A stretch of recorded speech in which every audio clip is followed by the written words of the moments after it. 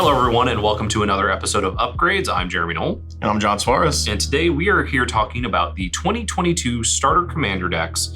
And these are 5 brand new decks. They are all complete reprints, but they are new player friendly. So if it is your first time playing Commander or you're just getting into the hobby, welcome. And we are here, we're going to talk about a few notable cards in the deck, some really cool, synergies and things like that, strong cards that you really want to be playing. And then we're going to suggest some cards that you might want to put in the deck to make it a little bit more powerful as you're playing and wanting to get a little bit more repetitions out of the deck. So this one is Draconic Destruction. This is a red-green deck that is focused all around dragons. Real dragons. Real flying dragons, none of the land lizards.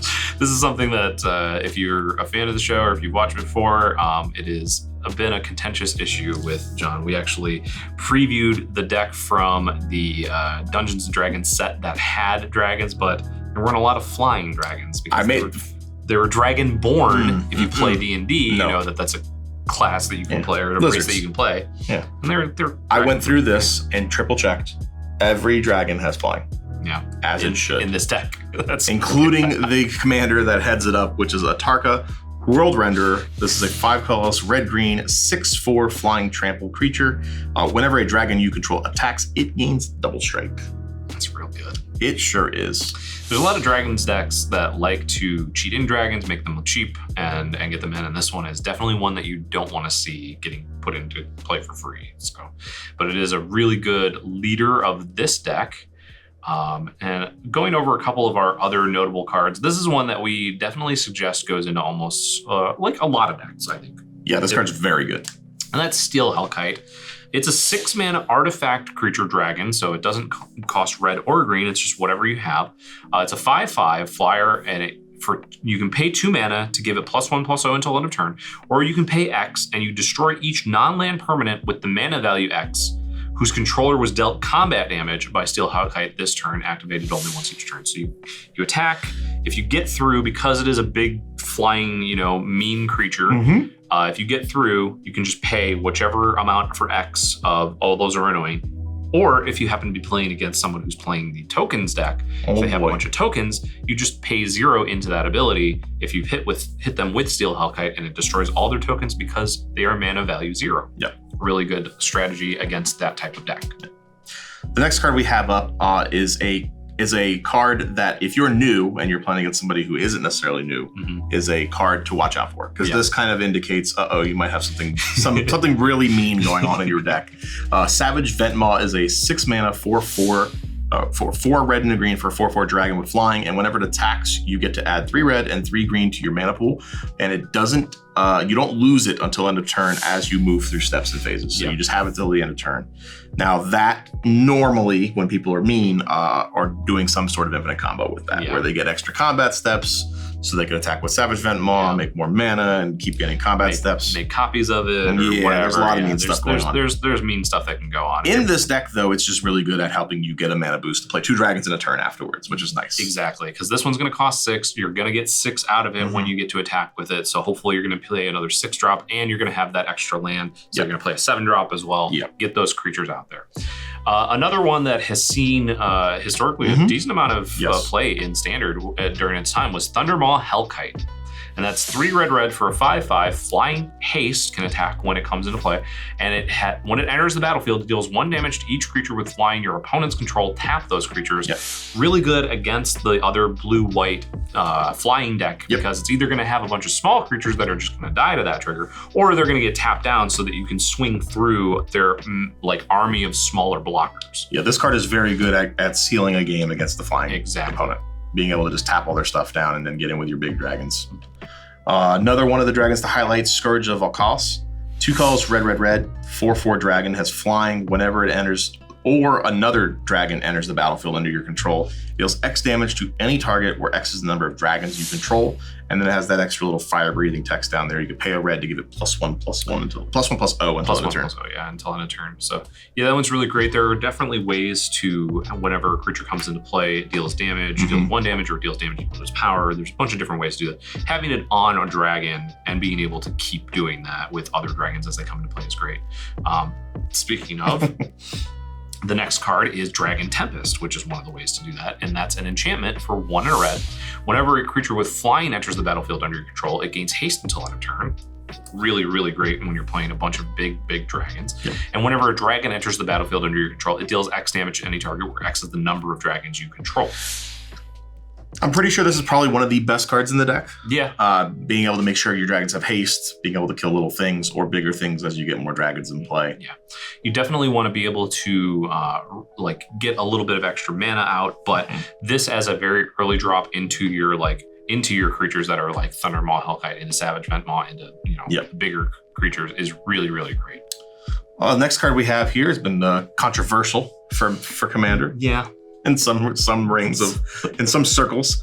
Beast Within. There's a 2 colorless and a green instant. Destroy target permanent. Anything. And it gives your opponent a 3/3 green beast, so whoever controlled that permanent. Now that can be a downside sometimes. Yeah. In Commander, you have a lot of life, so a 3/3 normally doesn't matter too much. Exactly. It especially doesn't matter when all your creatures are dragons. You don't really care about a 3/3. So yeah, unless you're playing this on turn 3 for some reason and you don't have but you're usually not going to be doing that if they don't have anything super threatening. But yeah, being able to destroy any permanent for 3 mana is a pretty good trade-off for giving them a 3/3 token that you're going to be able to just either knock out of the way. Yeah, at instant speed. That's a very big part of it. Our last one is one that I've always enjoyed, and that's Dragon Master Outcast. It's a 1/1 for 1 red mana, and then at the beginning of your upkeep, if you control 6 or more lands, create a 5/5 red dragon creature token with flying. And it's great because I like playing decks that go out and get more lands and put lands into play a little earlier than you're supposed to, or multiple lands a turn. So you can really get this going pretty quickly, a lot of the times before turn 6. Yeah.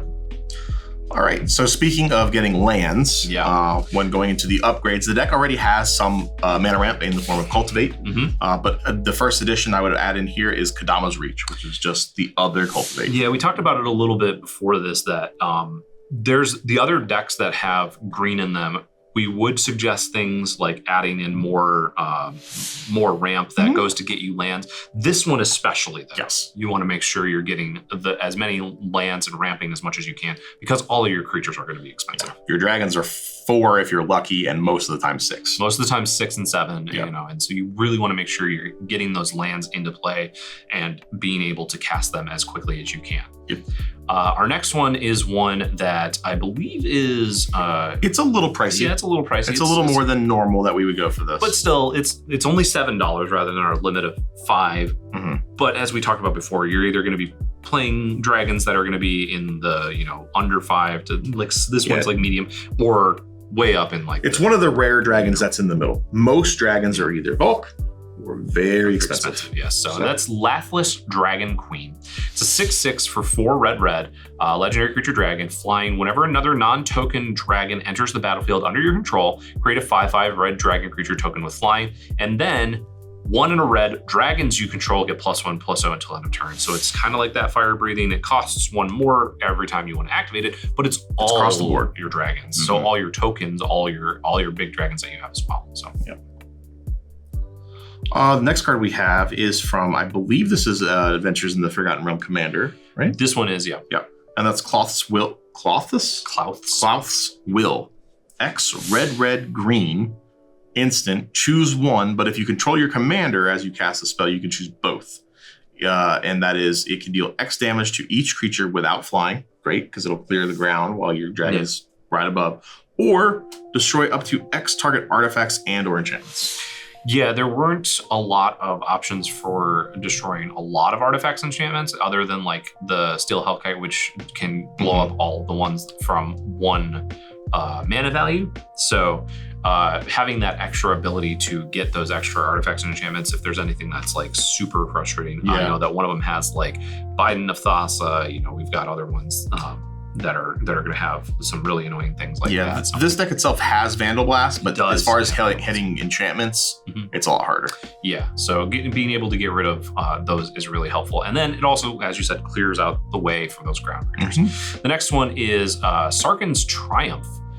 So this one is what we generally call a tutor, named after demonic tutor from the original sets.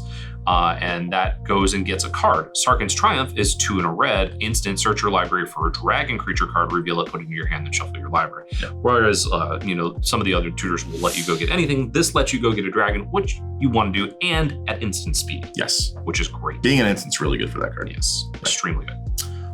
Next card we have is Warstorm Surge. This is 5 colorless and a red enchantment.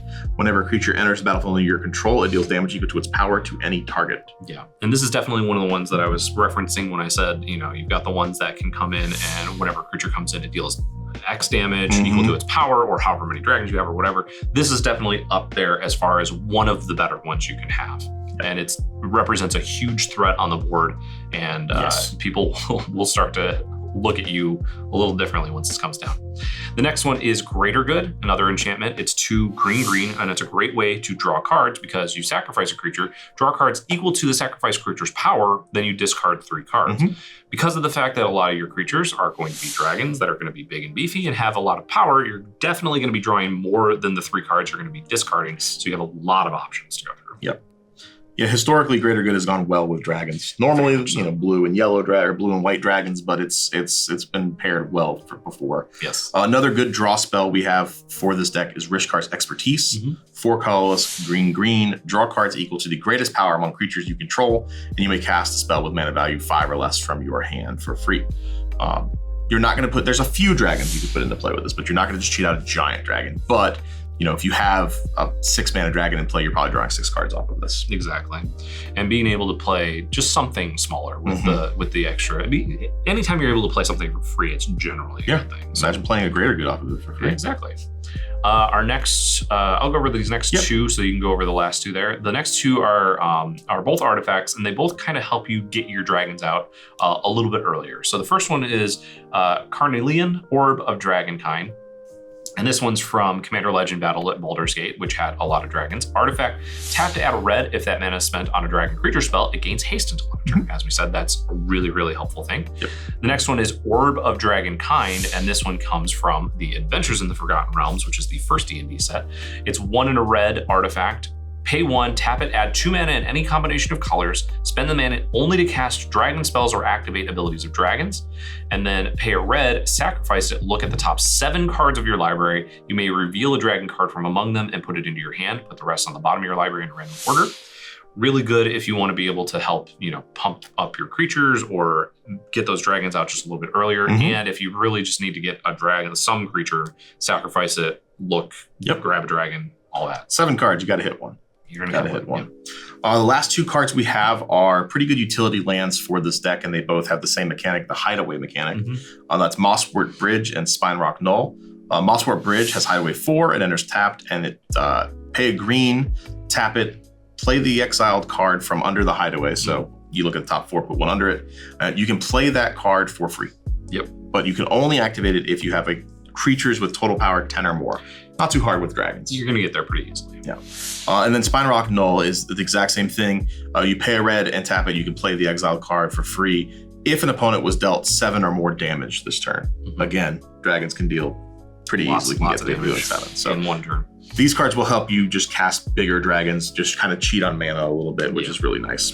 Yeah, we talked a little bit about it before, but we did discuss before these that we didn't really want to talk about finding other ways to add, lands to the deck that are, just like 2 colors and come in, that are expensive. You can find those pretty easily. These are just a couple of utility lands that are really good for this deck especially. So that is all of the upgrades that we would suggest for the Draconic Destruction deck. So make sure to let us know what cards you would add to this deck and if you were to get it, and which of the 5 decks you would like to play straight out of the box along with all of your friends. For Jonathan Suarez, I'm Jeremy Knoll. Make sure to like, comment, share, subscribe, hit that bell to get notified of all future episodes. Thank you so much for watching, and we will see you next time.